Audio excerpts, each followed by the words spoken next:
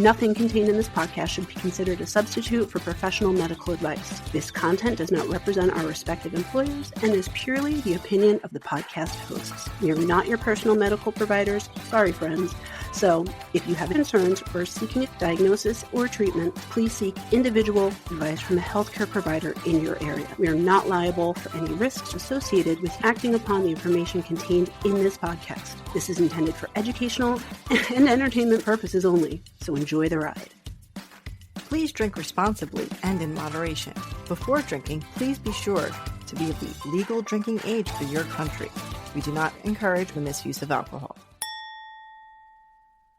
Welcome to Medical Media Mixer, the perfect cocktail. I'm Nicole Peniston, psychologist. I'm Tara Prisco, physician assistant. And we are here today with psychic medium Nicole Angel. Welcome to our podcast. Yeah, hi. Yeah, of course. So, a little background for our listeners. I went to a reading with Nicole about a month ago, a little more than a month ago, and had a really good time. And then I checked out your website and everything. And then I reached out and we connected. And so we decided to ask you on to talk with us about what it's like to be a psychic medium and all of your experiences. Yeah, absolutely. I'm really excited. Awesome. So, yeah, a little bit about me. So I've been practicing professionally for 15 years now. It's a gift that runs in my family. My children have it. My dad has it. They're all in the other. Everybody has it on my dad's side. My mom's side, I make fun of them. I call them like the witches. So I got like the witchcraft on my mom's side and then the angels on my dad's side. And that's just a fun joke because we're Irish, so we don't really believe in witchcraft. We're Catholic actually, but I think in terms of it being spooky season, it's just like very fitting. So anyways, I've been doing this for 15 years, always aligning myself with the light. And so what happens is I can see angels and spirits just as easily as I can see the two of you, like when I'm working out, when I'm going grocery shopping, when I'm on a date even. So it gets very crazy very quickly. My angels have never steered me wrong. They're always there to help myself and others. And like I said, it's a very natural ability that comes through myself, my children, and my other family members. That's awesome. When did you first realize that you had this ability? So I guess a very defining moment would have been when I was 15 years old. I vividly remember the angels coming in and saving my life. I had a background, my mom married somebody who was very abusive to me and my sister. And I remember them coming in and saving me and basically telling me that like God had a purpose. My life was not in vain, that there was a reason that I was here. And that is just a real turning point for me as a young troubled teenager to be like, okay, something bigger than humanity like really cares about me, because at that point I had lost faith in all of humanity because I was being treated so poorly by the adults around me. And so that was like a real turning point. But if I go deeper in my memories, I would say like when I was 4 or 5, like my children are 4 and 5 right now. So when I was 4 and 5, I would give my dad messages from beyond the veil. I told him when his father was going to pass. I could understand foreign languages before I could read or write. And I had prophetic visions and I would tell them things that were going to happen before they actually did. Wow. Always been there. Yes. Yeah. So I saw on your website that you said that you are an evidential medium, yes, mm-hmm. and as well as a trance and physical medium. So can you tell us what the difference is between those as people who are new to all this? Yeah, absolutely. Evidential mediumship is a form of mediumship, particularly practiced in the UK or Ireland, England, Wales. And my family is Welsh and Irish. And basically what we practice is grabbing evidence from the other side. It's more than just mom saying hello and you have great hair. It's like, I want to know about how you passed, what were their dying wishes, what are some of the signs that give you from beyond, names, dates, times, because number one, I don't want to waste your time and I don't want to waste my time either. It takes a lot of energy for me to do what I do. So it's like, if we're going to do this and really help people, like I want to give them clear-cut directions, details, things that only they would know between there and their loved one to really bring forth the evidence or evidential mediumship from the other side. With that being said, not all mediums work that same way. Every medium is different, and the way that mediumship presents itself through different channels is very different. Mine is a little bit of a mixture of like comedy and psychic and then mediumship. And, we're very down to earth, very authentic, very real. So we talk about all kinds of things that can be happening in your life. I do have a background in behavioral health and mental health studies. So I realized that this gift was very helpful for people getting off of drugs and alcohol, or people that had severe mental health issues or trauma. So that's kind of how I used it in the professional setting. So I realized it could really elevate and help people. Trance mediumship and physical mediumship. So trance mediumship is when you allow spirit or angels to take over the body. This is a very old style of mediumship that was made, I want to say like famous, but it's not really famous, but it was made well known in the US in the late 1800s, around the time of Lincoln and turn of the century. And before that in Britain, I guess it was a couple hundred years before that. But if you go in our history books, you will find physical mediums that really defied gravity, that allowed spirit to come through and give them a message from the other side that nobody else would know about. Specifically in the White House, there were seances. Abraham Lincoln allowed these trance mediums to come in and to go in a trance and give him evidence from the other side and where he had just moved the troops, and really confirm some of the things that only he would know. So that is the ability to leave the body completely and allow spirit to come through. I did that for 13 years and I really blew my body out. So I tend not to do that anymore because it takes, again, a lot of energy for me to do that. And also people have to realize that we only allow good spirits to come in. It may look very odd. Like when you're going into those higher realms, I don't know if you've ever heard of a death rattle, but the death rattle, it's like where the air is leaving the body. That's kind of how you start to go into trance. It's like the air is leaving the body, and then the other spirit comes forward to take over the vocal cords, the extremities, and it usually takes 5 or 6 spirits to hold the human vessel up, and then somebody with the mouth who's actually talking. So again, it takes a lot of work, but that was one of my natural abilities. And then physical mediumship, which is a little bit more lighthearted. It's a lot of fun. Physical mediumship is where spirit is using the actual physical, spiritual energy through the medium and creating physical phenomenon. So what does that look like? That looks like lights turning color, chairs going across the room, a bang in the other room. So like I do large group live shows. I have a couple hundred people in the audience, and so I'll have 500 spirits there, like in the ethers. So what they will do sometimes is use my energy and create physical phenomenon in the room that everybody can see. A lot of people have caught on film, and then they're just joining in the fun. So it's a lot of, it's a lot of interaction from the other side that's physical, because we need that kind of evidence sometimes where we can see something. And it's just a really lighthearted way to interact with spirit. It's funny because I can't help but feel them come in every time I talk about this stuff. So if you see me kind of looking around the room or like taking a minute to pause, I'm like, okay, hold on, guys. Like, don't back up. You know what I mean? Yeah. Well, I realized I forgot to talk about our cocktail. So as I told you, Nicole, we do a themed cocktail for every episode. So our cocktail today is called the Psychic Potion. It is courtesy of Google AI. It came up with the cocktail for us. So it is 2 ounces of butterfly pea flower infused gin. So you can either buy it pre-made. I believe, Tara, you said it was the Empress 1902. The Empress, I think 1908, 1902. Some year. Yeah. Empress gin. But I made mine with just using regular gin, and then I got butterfly pea flower tea and just infused it for a couple of days. So you put in 2 ounces of that plus 4 ounces of tonic water, and then you slowly pour over a half ounce of fresh lemon juice, which is supposed to change color. Both Tara and I tried it. Our drinks didn't change color, but somewhere it changes. Mine's light purple. Hers is dark purple somehow. So I think mine is dark purple because I started infusing my gin on Sunday. So it's infused for quite some time. So it's almost blackish blue in the bottle. And then so this is slightly lighter. But that's what we're drinking today.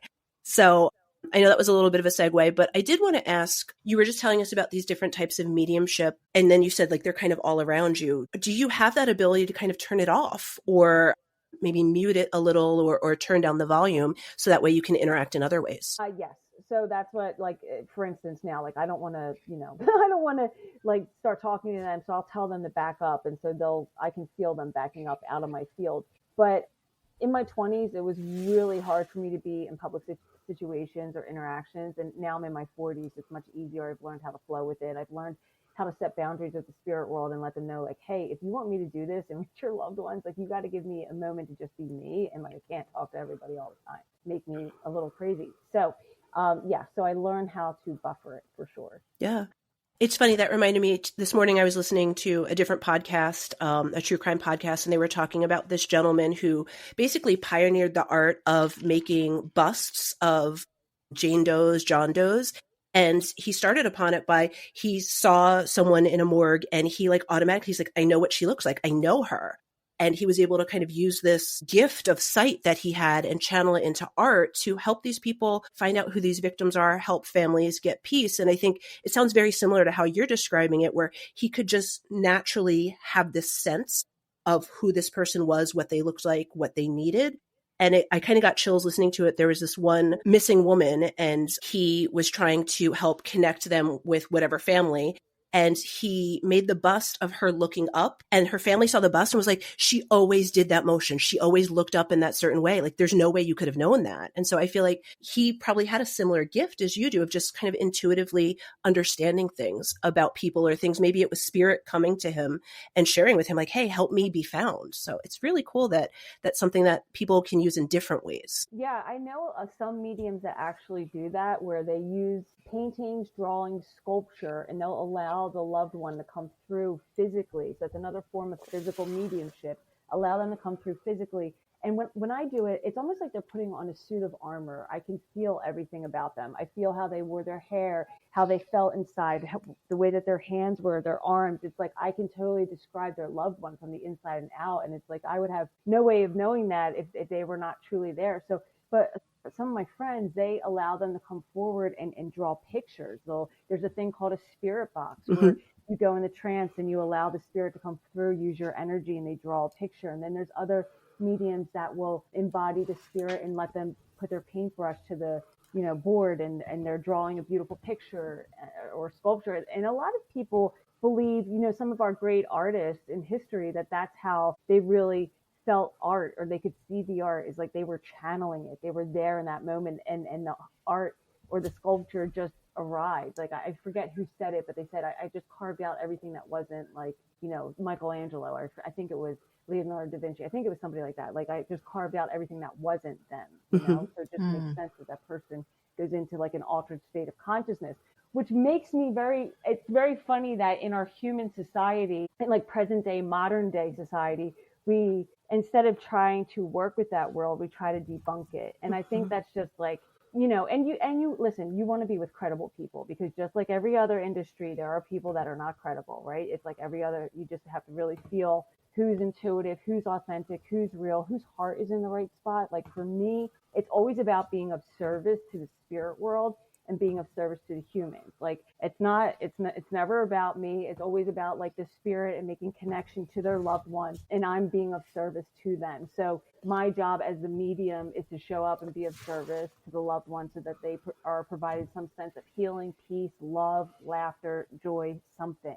So I just think it's a really nice way to offer people that, and especially in terms of like healing, it can really fast track grief, or I don't want to say fast track it, but help people maybe have a little bit of closure or get to another stage of comfort or calm through losing a loved one. Yeah. So as you heard when we did our intros, I'm a psychologist, Tara's a physician assistant, so we both work in the medical field. And I think sometimes it can be really hard for us to suss out what is a true spiritual experience or connecting with spirit versus what is psychosis or a mental health crisis. And from your perspective, both having worked in mental health, but also having these abilities, do you feel like there are clear distinctions that we can look for? Yeah. How much time do you have? Woo, that's a whole nother topic. So it really, like, it depends if somebody's using drugs. It depends if there's a history of mental illness in the family. It depends what kind of spirit they're talking to. Like we just dealt with a possession the other night. That was not a lot of fun. And there was like a darker energy with this person, and she had owned it as part of her personality. So there's things that people we go to like in the church, doing exorcisms, that kind of a thing, to really delve and prayer. So that's one piece of it. But I worked in like on the streets of North Philadelphia. I don't even know if you guys are familiar with that area, but there's a lot of like death and destruction, and a lot of mental health and homelessness. And so I really learned there how to help people get sober, plus work in the treatment industry. And what I could see was, what were the spirit, like when somebody has schizophrenia, what is coming out of their mouth? What kind of psychosis are we dealing with? Are we dealing with doom and gloom? When you're dealing with doom and gloom, I really do feel like it's either a darker energy. The other thing, which I don't even want to say online because it's like that. I don't even like dealing with it. It's typically you need to watch what they're talking about and where the brain is and how they've identified with it. Or are we talking to somebody that's well grounded, has both feet on the ground, and somebody like myself where we're trying to help humanity? So it's kind of like, what spirit are you talking to? What type of energy are you talking to? And is there proof and validity of this? If you have somebody that comes into your office and is like, I'm the light of God, I'm the second coming of Christ, and you all need to bow down to me, I would say we really need to have a serious discussion with this person. Or is it somebody saying, hey, I just saw my grandmother in the kitchen. I haven't seen her in 20 years. She passed when I was like 2 years old. And my God, it brought so much healing to have like a warm hug from the other side. Or I'll give you an example. So this is how I knew it was real. So I worked in clinical settings with underneath a nurse practitioner, actually. We would do groups, and a lot of the women were dealing with borderline personality disorder, and they could not really have any quality of life. And so what started happening was their attackers or people that had been abusing them sexually started coming around them in spirit, and I could see them, and they would tell me their stories, and I would start telling these women the stories from beyond without me even knowing the women or without me looking in their chart, and it would immediately strike something in them where their walls came down and they would actually hear some sort of hope or message just for a second, and it would give them an opportunity to go, oh my God, I can actually like trust you, and I will actually go to therapy or take suggestions or take the medication and all of the things. So that was a real turning point. And then also I had a young man who kept relapsing on heroin and he couldn't get off of it. His grandfather had like sexually molested him, and the grandfather had passed, and he was able to come through in spirit and really apologize for some of the things that he had done. And again, I had no way of knowing. And when he came through, it was the most beautiful. Like I was almost not going to allow it to come through because it was so personal and there was details in there, but only I was like, what do I have to lose? I just want to help this person like stay off of drugs and, stay sober. And so I gave the message, I allowed him to come through, and that person like has stayed sober ever since. Like through this, we've helped thousands of people kind of recreate their life. Some of them still see today on the street, and it's really amazing. They have lives now. They're doing really amazing things in the world, professionally and personally. So I like to think that it helps to give people a new lens and a new perspective, because I feel like sometimes with treatment, we're kind of doing same hat, or at least when I worked in the field, and that was a long time ago, it's 15 years ago. It was kind of like the same sequence or the same treatment plan was for every person that came in the door. And it's like, even though their symptoms may have been the same, but how are we creating a new way to treat this person when they're dealing with something that's so multidimensional, or we're dealing with something that's multifaceted? That would be a better word, multifaceted. So like, how do we go in there and create the best possible plan? And just to kind of like segue on this, because I just had a session today about this, there's a lot of different treatment modalities around the country that are offering different ways to go in and treat the humans, such as like shamanism, psychedelics, like in Arizona and California, that's coming to the forefront, ketamine in New Jersey to help people work through trauma. So we're seeing like, not that whoever, I'm neutral on all of that. So whoever, but people are finding different ways to really combat trauma, addiction, mental health, and also the piece of psychosis. And when somebody has crossed over the threshold and they've allowed an energy to really take hold of them, where they now identify kind of with that, like that lower vibration. And my heart sinks for that, because I'm like, you never want to think that that's somebody. And I've told people that, like, hey, like, this is what we're dealing with. We may have to go to a higher way to treat it. For me, I always went to the church because kind of, if it's not broke, don't fix it. And who better to do an exorcism? And so I would work with people in the archdiocese and things like that, and just helping and praying over them. And so that can be reversed. But when you're dealing with psychosis and somebody, again, you're just listening to the personality, how they identify with the spirit, what the spirit is telling them, and the information that's coming through. And can it be backed, or is there evidence of the afterlife? What are you bringing forward? Sorry, that was a very long answer. It's okay. But what I hear in, the underlying part of that is something that Tara and I talk about a lot, is taking that step back and just listening and understanding and meeting somewhere where they're at and pulling away the judgment. I mean, I saw someone a few months ago. I was doing an evaluation for them, and they had a long laundry list of diagnoses, and one of them was schizophrenia. And that was not what I was looking at. But when I was doing their feedback for their evaluation with me, I said to them, has anybody ever talked with you about your schizophrenia? Because it was a very faith-based kind of paranoia psychosis. And I said to the person, I said, I don't know what's out there. I don't know what's beyond. But I can tell you that someone somewhere made this diagnosis based on those comments, and I'm not here to judge that, but that helps you understand why some people may see you in that light. Whether you want to feed into that, negative stereotype, that is up to you.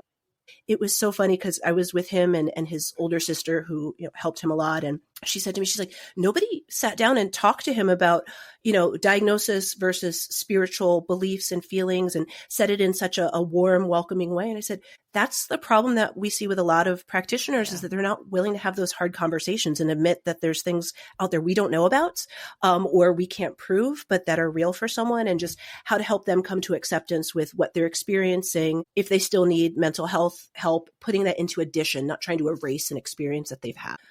Yeah, I love that. Yeah. That's a really awesome way to go about it. Yeah. And I think, I come from a unique perspective where I've worked in forensics, so, fully looking for facts, but now I work in more of a clinical lens, and I work with a lot of folks who have unusual beliefs. I work a lot with folks who have autism, and sometimes their beliefs or the way that they see the world are very different than other people, but it doesn't make it wrong. It's just different. And so I think trying to meet people where they're at, hear their experience, validate it as much as you can, and go from there and see what's healing for them. I know that you had said in your intro when you did the reading that I went to, that you had a history of NDEs, and we had covered that in a couple episodes before. Are you comfortable telling us a little bit about those experiences? Do you think it's connected with your talents that you have? Oh yeah, for sure. Like, because I working in drug and alcohol, how I got there was that I, had my own history with addiction, and I, was able to get sober, and I had a lot of introductions with angels from the other side, literally coming to me as I was leaving the body, because I was trying to get off the planet. I was trying to commit suicide 4 times. And they kept bringing me back, and they were like, you're not able to kill yourself. Like, you need to just stop. Like, this is not happening. And I was like, well, the only way I'm coming back is, if I understand all timelines, all realities, all dimensions, if I understand everything, because I had given up on humanity, because humanity to me was, the people that were supposed to love me were very abusive. I had been like raped. I had been cheated on. I had been, just thrown out, like, just a lot of stuff had happened. And I was like, I give up. And so I got into drugs very heavily at a very young age, like 15 years old. And again, that's when I met one of my guardian angels. And he really just started to talk to me about quantum reality and physics and things I would have like not prior knowledge of. Like, I don't study any of this stuff. Everything I learn is right from the channel. So if you ask me a question and they're close by, they can give me a direct answer. I work with like a lot of people in science, and we always talk about like science and spirituality and how they complement each other. So basically, I have passed 4 times through the veil, and every time was either a drug overdose or intentional. And so what I saw, or what I was met with on the other side, was like a white light experience, like meeting with my guides, having all of them come around me, having all the angels come around me, telling me different things about who I was as a soul, why I incarnated onto Earth in the first place, what I was going to be doing with my life. Because at that moment, I did not see any light at the end of the tunnel. And so every time I came back, I incorporated more of what we would consider more of your soul into your physical body. When more of your soul is incarnated into the physical body, you start having psychic phenomenon, spiritual phenomenon, all of the things. Like, that had already been happening ever since I was a young girl, but this was even more so. So it's the ability to like recreate yourself from the inside out. It's your ability to have an exuberant amount of energy, like there's physical things that happen, and also the knowledge. So we always tell people, like, those people who incarnate. And so what do I mean by that? So when you have more of your soul inside of your body, you can actually understand humanity on many layers of consciousness. It's just natural to you. And you also have the ability to regenerate your body at will. I know that sounds crazy. I know it sounds like science fiction, but typically people like that have an exuberant amount of energy, are able, they heal very quickly, have like supernatural abilities, supernatural talents, which is not really that abnormal. Many countries have recognized this. The US is just kind of slow to the party. So the same is when some of the soul is not exactly in the body. You'll notice people are either on, I like to say, like other planets and other layers of consciousness. They're not really in the here and now, and they're not very much like grounded in this physical reality. Sometimes you'll talk to somebody, it'll seem like the lights aren't even home, like they're not even there. It's like literally their life force is somewhere else. It's not in the physical apparatus. So part of the near-death experiences was for me to go back and forth between these different layers of consciousness, and where I could help people. I could hold space for a lot of different people, a lot of different types of people, so that they could essentially heal. Like that was my mission. God, creator, force, however you want to say it, was basically like, hey, we're putting you back in your body, and part of that is that you're going to help people. Like that was kind of like the contract that I made. I'm like, okay, cool. So I'm going to help people. With that being said, a lot of people that overdose or are really lost in the world, or like I said, have suffered huge amounts of abuse, I can kind of hold the light for them, so to speak, so that they can feel themselves for the first time, if not for the first time, where it's somebody, like you said, who's non-judgmental, just wants to hold there, be with them. And I can go in my experience, I can go, a little bit deeper, because I know what it's like to not want to be here. And also I get to hug them, which I wasn't able to hug people when I worked in the treatment centers, because you have to be very boundary setting. They can't have my phone number. You know what I mean? Stuff like that. So in this aspect, I felt like God was like using me, like, hey, girl, you have been through it. We know that you're here to help humanity. We want to give you the wings to fly. Like the way that this works is like, you're going to you in essence have to be of service, and I want to be like, this is what we want you to do with your gift. The NDEs have brought me a space of compassion, and also knowing that life is everlasting. When I just had a grieving mother lose both of her sons very early on, like early 20s.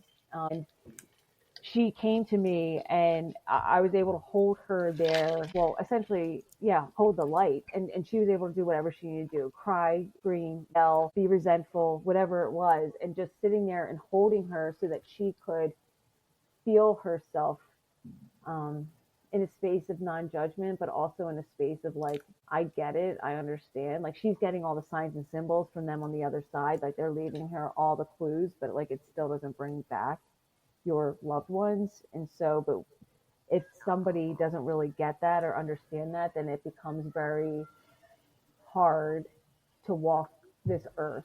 Yeah, that's what I want to say. Yeah.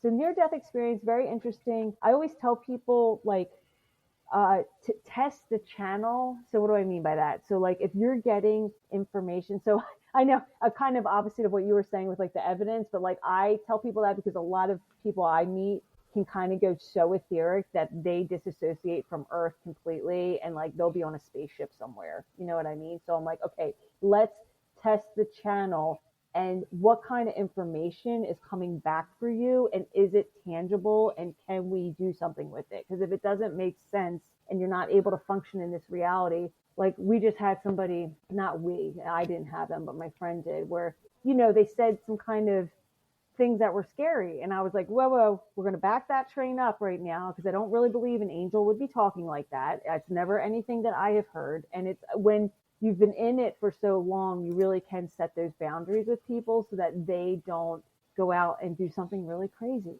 Because again, we're dealing with humans, we're dealing with the unseen world. And in this industry, some people can really take that ball and run with it. And it's not, how do I say this? I've seen people take the ball and run with it and go in a place of ego. That never works.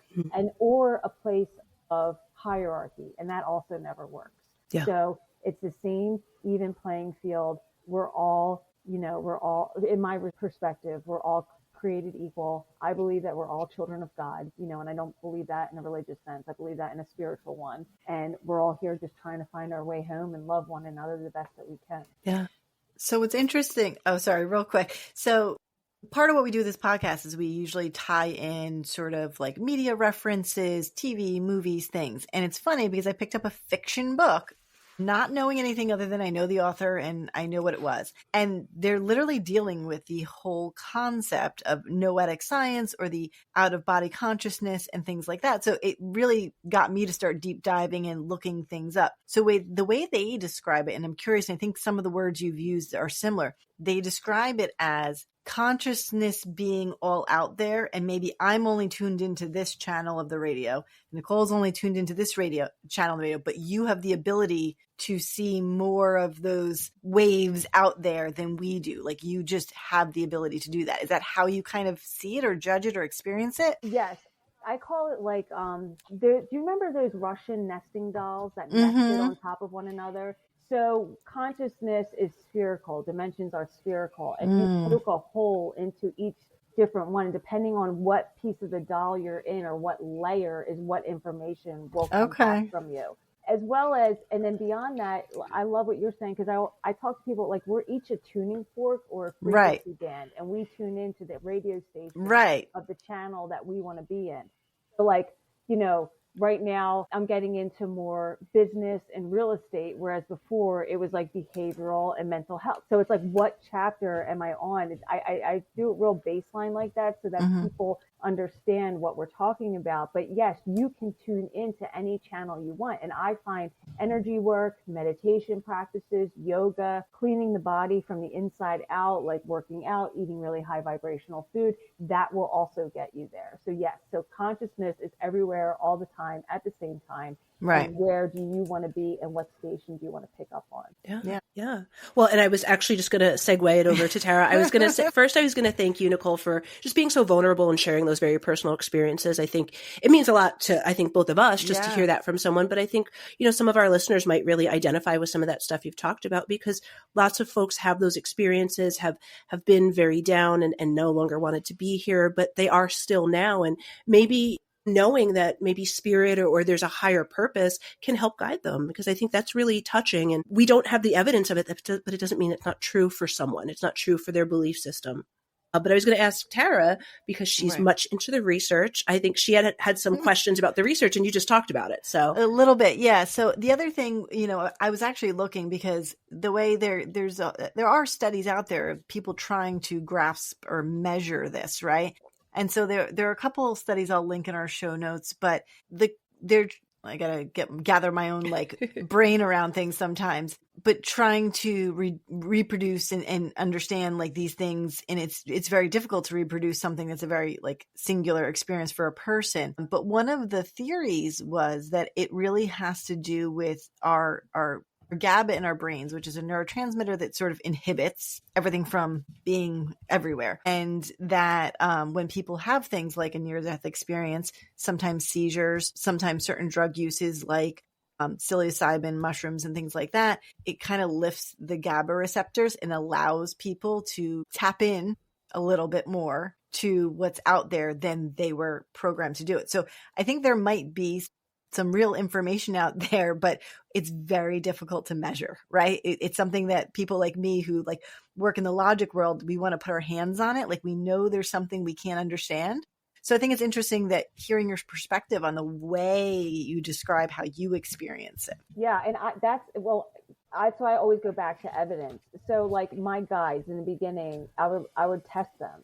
I'd be like, if you're real, you need this needs to happen, or I need to see you, or I need some sort of measurement, some sort of tool, because I'm not just going to jump out there and not really understand how this works. And so I'm liking it to, manifestation and creating your thoughts, creating your reality, and bringing it real down to mindfulness. And, what we think and how we feel about ourselves is how we will create the world around us. Are we going to be in a world where there's magic and miracles, or are we in a world where there's just doom and gloom? And yes, can both exist at the same time. So it's like those big existential questions, and needing to measure things. I believe the measurement is good because it keeps people from psychosis, because I have seen that really go bad through, people doing too much ayahuasca, people listening to too many spirits, listening to the wrong spirit. I've just seen a lot in 15 years. So I really do appreciate the measurement of it and producing that psychic phenomenon. So in the 1800s, when trance mediumship was really big, what they would do is they would do like seances and gather people in a room and really focus mind, focus thought, and recreate some of the phenomenon. Some reports have said that there is like levitation involved, that there had been objects moved, spoons bent. There's a practice called ectoplasm, or the cones. Have you heard about Yes. that? Yeah, where the ectoplasm comes forward. That I have seen that in person. It's pretty wild. Or table tipping. I have seen that as well. But all I can go on is my own personal things that have happened to me. So I try to catch things on film. We have a video of a spirit playing with my hair. They're like twirling the hair up around and moving it. It was really sad. And I didn't even know it was happening. My group around me told me it was happening.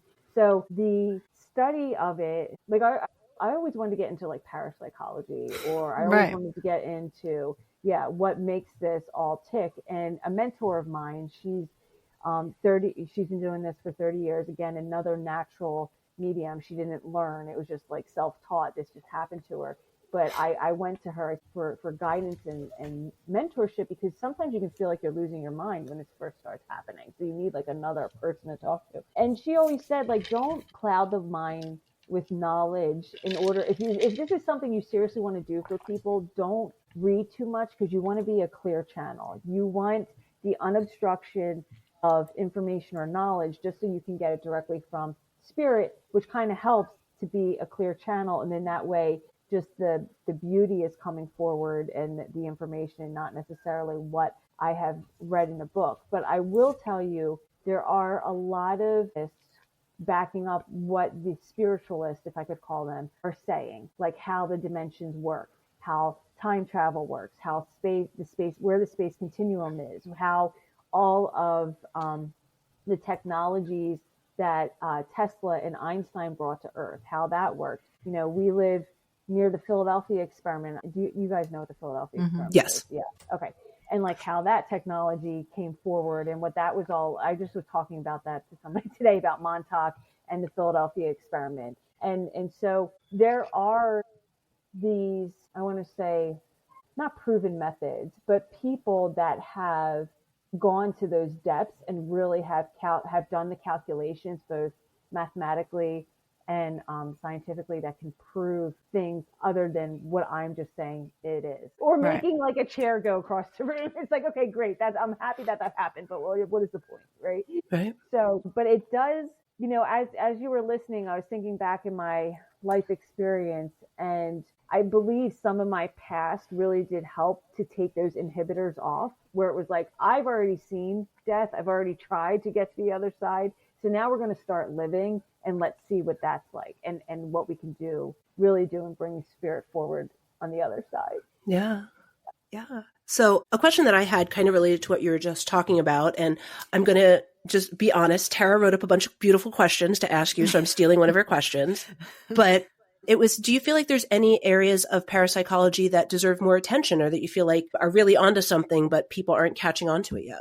I personally believe in like spirit phenomenon, like spirit materializing and making things happen. So like I get a lot of calls, text messages, whatever, about people seeing angel numbers all the time, about smelling their grandmother's perfume, about like physical evidence and breaking through the veil. So I would really love if physical mediumship was quantified even more, because to me, that is something that we can measure. I always said I would love to have like cameras in my house, because there's so many things that happen in my house that I don't catch on film day to day. And I would just like to keep them rolling. And as you play back the film, see what happens. So after my shows, people will come up to me with pictures of their loved ones they were obviously gone, but they've already materialized into the film. So I would love that kind of study to be done, so that we can really figure out, well, how does that happen? How does a spirit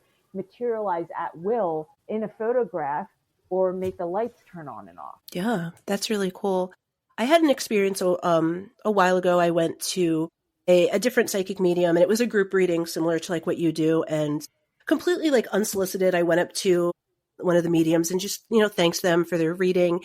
And she said to me, you have abilities, but you are too blocked by what you do to read that stuff. Do you feel like that happens with people where they might have these intuitive abilities or this spiritual connection, but there's other stuff kind of clouding it or getting in the way? Oh, yeah, for sure.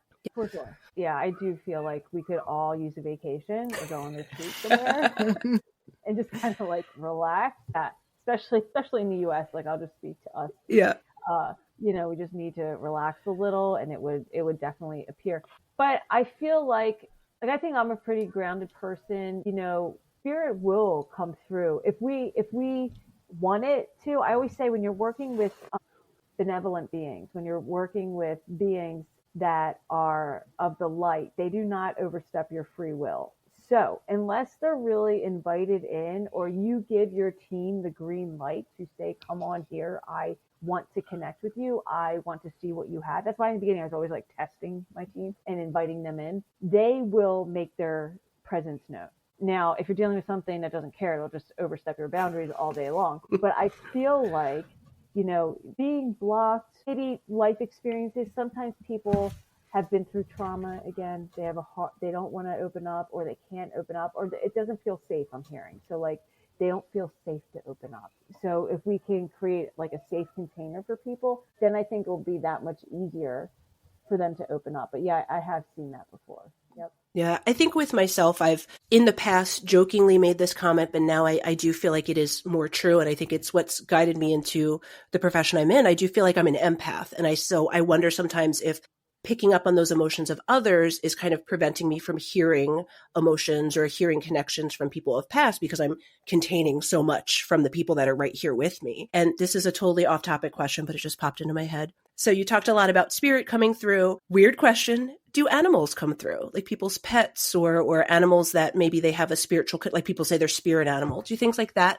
you think come through or make connections? Oh yeah, 100%. Like when I'm staring at somebody, or like last month we had a huge show and I was the front row, the audience, and I saw like all the human spirits, and then all of a sudden I had this like dog like just hopping around on people, and it was like a short-haired dog and it was little, and I described it, and the lady like at the end of the row was like, yeah, that's my dog. I'm like, okay, well they're here. That's great. Yeah, I know. Tara, did you have some other things you wanted to ask Nicole about? It's just very interesting to open the discussion. Is there anything, I guess, again, bringing it back to, sort of the core of what you do, like media, books, TV, movies? I'm sure the portrayals are all over the place, but how do you feel about how psychic mediums are portrayed in popular media? Yeah, it's a great question. So I get compared a lot to like the Long Island Medium and other psychics that people see on TV. And I'm like, okay, it's like my opening line at my show. I'm like, I'm not the Long Island Medium. So you don't have her accent. No. Yeah, I definitely don't have the accent, and I definitely don't have the hair. And, so that's why I mean, like every medium works differently. So I tell people the way that my gift, and I explain the way that my gift works, so that the way that my gift works may be different than the way somebody else's gift works. And as many different spirits as there are on the planet, or as many different people there are on the planet, as many different spirits there can be in the way that they perceive themselves and the information that comes through. I don't choose how the information comes through. I'm just going to tell you how it comes through to me because of the team of angels that I'm working with. Like they work with specific subjects and a lot of health and healing and different timeline things, and then a lot of existential questions, people, life purpose, and then your loved ones on the other side come around too. But I cannot pull a spirit out of the hat. I always tell people that they're either there or not. And not everybody has spirits with them. I found that out. I'm like, your angels are always there, but not everybody has spirits with them. Like I don't think that. Ancestors, yes, you'll have your spirit guides, yes, you'll have your archangel, but as far as like ancestors, your ancestors could be off doing something else or reincarnated if you believe in reincarnation. So that not everybody has spirits with them. It does upset me because the number one thing I used to get when I was younger was like, oh my God, we thought you were going to be like this old 70-year-old lady, but not 70 years old. My mom is 70. She's really looks great for 70. But we thought you were going to be in your 70s with a crystal ball and gray hair and like, yeah. spooky. And I was like, yeah, Definitely don't look like that. That's for sure. Well, I think that's like really a very negative feminine stereotype too, is like if you are if you have certain things, you look a certain way. And I don't feel like we necessarily assign those same stereotypes to men. Yeah, girl, go for it. Yeah. Yes. We're all about smashing the patriarchy. So Okay, all right, awesome. I'm here for it. Yes. Because I had a baby and got gray hair in the same year. I'm like, what the hell is happening? Okay? That's because that's what happens when you have the babies. yeah.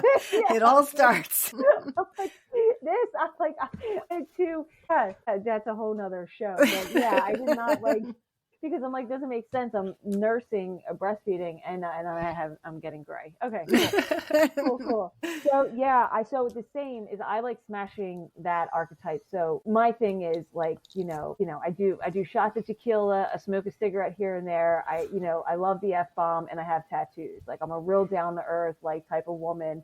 But I think that's what makes me so unique and approachable to people, is like, oh my God, like she's normal. Mm-hmm. Like this is happening to her and she's normal, and again, it's like, tequila and tobacco help to calm the channel down. So that's why I will at night like have a drink, or I will smoke a cigarette, because it's like putting me back into my body. Mm-hmm. And if we go into like different cultures, as far as like Native American spirits or other spirits of the land, the Celtics, they use these herbs, these plants, to really do an offering and a ceremony to the spirit world and saying thank you and good night. So that's kind of like my own little ceremony at night. But then I can show up to a bar, a comedy club, or a restaurant and give people a message from the higher realms, because I'm like down to earth, I gotta say, like just like a normal person. And they're like, okay, like that's cool. And my biggest thing was, because I had such a sordid past, is that I needed to know that God loved me. That was really why I started this, is that I needed to know that there was a power greater than myself that actually gave a shit about me, because all of the people that were supposed to love me, I felt had failed me, right? So, and that's not my mom and my dad, it's peripheral people. And so I just found that, and like boyfriends that I had fallen in love with, and, all the things. So I needed to know that there was a greater sense. Somebody was looking out for me as a soul. And so that's what I wanted to bring to people, is that God, source, creator, goddess, however you want to say it, the angels, spirit guides, we're out here looking for you, and they all love you. And that was what I wanted to bring to people, was that love from the other side. Do you have a particular movie, TV show, thing like that represents these phenomenon well? No. Okay. No, I appreciate the honesty. Valid. Yeah. Yeah, like nope. No. And a lot of my friends have asked me, they're like, you need to like do a documentary or something. And I've seen, so I have been approached from a couple different producers in New York City. One of my friends a long time ago also he's won Emmys, and they've tried to get my story a couple of times, but the way that the networks always wanted to spin it, I wasn't happy. And it was like they wanted somebody there that was like skeptical, or somebody that was testing me all the time. I was like, I really don't want that. That's not how I want to be exploited, right? So like I will do it. Like I would love to have cameras follow me all day long, but I would want to do it in a way that is of the light, and that is authentic, real, not staged. Like I don't want somebody being in there like naysaying me, because that just turns the channel off. Like how would you like to be tested all the time? It's like, just watch me and see what happens. Right. You don't have to test me. Yeah. Right. Trust the process. Yeah, I would assume someone kind of testing you might put up some defenses, which then make it harder for you to connect with spirit and to really show those true talents, because now you're feeling judged. Yes, absolutely. And sometimes people, their spirits don't want to be read. That happens every couple hundred of people. I call it a rogue spirit. I'll have somebody come in, and it's like, I'm not getting anything, or it's not making sense to the person. And I'll stop and I'll be like, hey, like, I don't want it to not make sense to you. This has to be good, flowing information. And like, I'll have to part ways with them. And I've asked my team, like, what is going on? And there's a couple different reasons. Sometimes there's things that they're not meant to know. Sometimes, and this happened when I first started, was that somebody was passing. Another person was like terminally ill. Then there's other things that maybe they weren't supposed to know about, like their spouse, or they just weren't ready to receive too. And then that's the other thing, is like they weren't ready to receive. and it just wasn't time yet. So that's the one good thing about, not one, there's many, about being here a little bit longer, maturing a little bit more, is that I can say that now, like, hey, we're not really, this isn't really jiving, and I want to get you to a place of somebody that you can really work with, or maybe it's just not time yet. Yeah. I think that, I mean, Tara and I have talked before about, our positions. And I think some of that is kind of like taking away that imposter syndrome and just having confidence in yourself and your abilities and the way to communicate that stuff. I would imagine that happens in any sort of field, like your sort of field, something that you're able to say now that maybe when you first started, you weren't comfortable or didn't feel confident saying. Well, we kind of talked about this already, but we had talked about if you feel like other people have these abilities. And I know that you have a psychic school. So can you tell us just a little bit about that? Yes. This is a really good girlfriend, Amy. We started it in 2018, still going strong. We have students all over the world. Basically, we materialists. We attract people who want to work on their spiritual gifts. And I've had friends, because I have a lot of friends in the business world that are very grounded, and they're like, wait, there's that many people that would be psychically inclined? I'm like, yeah, there's 7 billion people on the planet. There are more than just me and my girlfriend that are psychically open. Yes.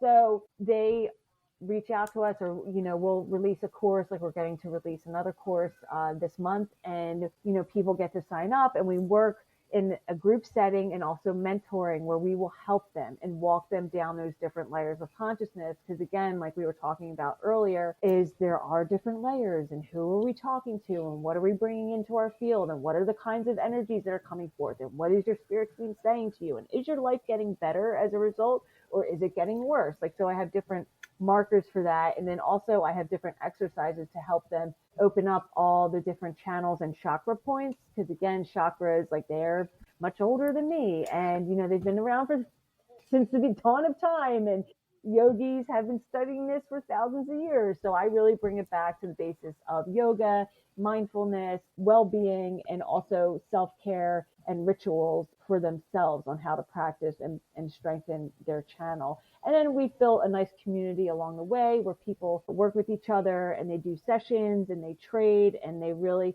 what happens is it's a space for them to empower themselves. So like, I have a lot of women that are entrepreneurs, lawyers, doctors, I have artists, I have musicians. I mean, you name it, right? And so a lot of this, not only are they opening up to spirit, but they're opening up to their own innate wisdom internally, and believing in their own empowerment, believing in the energy that's coming forward, and believing that they can too create the reality that they wish to see here on the planet. So it's more than just like tapping into your gifts. I feel like your gifts are a byproduct of doing the internal work, because when you do the internal work, then all the gifts start to appear, and they are just functioning on all levels. Sounds like therapy. Yeah. Yeah, that's the goal of therapy, is to get people in tune with themselves so they can live their best lives. Yeah, it's the same thing. All right. Yeah. Yeah. Tara, did you have any other questions for Nicole before we wrap up for today? I think this was really interesting and eye-opening. And I hope that, even if you can take, like I said, I'm the natural logical brain, but open your eyes, listen to what other people have to say. I think it's worth doing. There are definitely things we can't measure and feel and touch out there.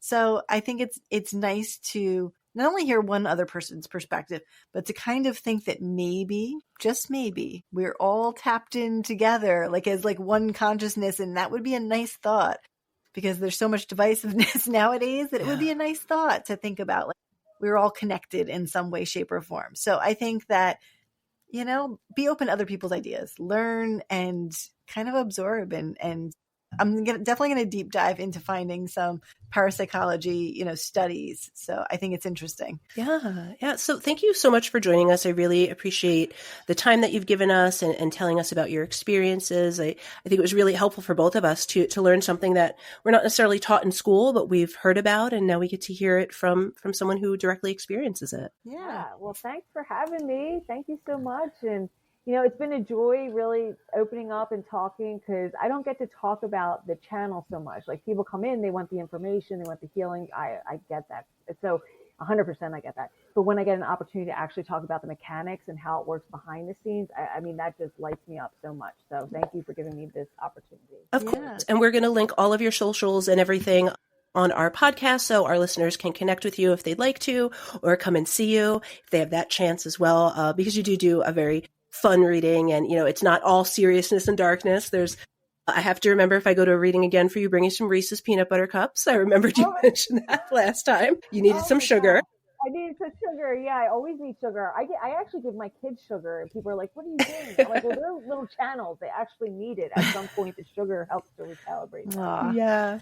Well, I think we're going to wrap up for today. So so thank you for listening to Medical Media Mixer. The perfect cocktail. Cheers. Cheers. Thanks for tuning in to this episode of the Medical Media Mixer podcast. If you enjoyed the conversation, don't forget to subscribe, rate, and review us on your favorite podcast platform. Your support helps others find the show. Want to keep the conversation going? Follow us on social media. We're at Medical Media Mixer Podcast on Instagram, Facebook, TikTok, YouTube, and on Pinterest, the Medical Media Mixer board. If you'd like to support the show and help us grow, check us out on Patreon, patreon.com/Medical Media Mixer Podcast. And on Buy Me a Coffee, buymeacoffee.com/Medical Media Mixer Podcast. If you have a topic idea, feedback, or just want to say hi, send us an email at medicalmediamixer@gmail.com. You can also stream all of our episodes and find more info on our website, medicalmediamixer.podbean.com. We're available on all major podcast platforms, so no matter where you listen, we're there. Thanks again for listening, and until next time, keep mixing medicine and media.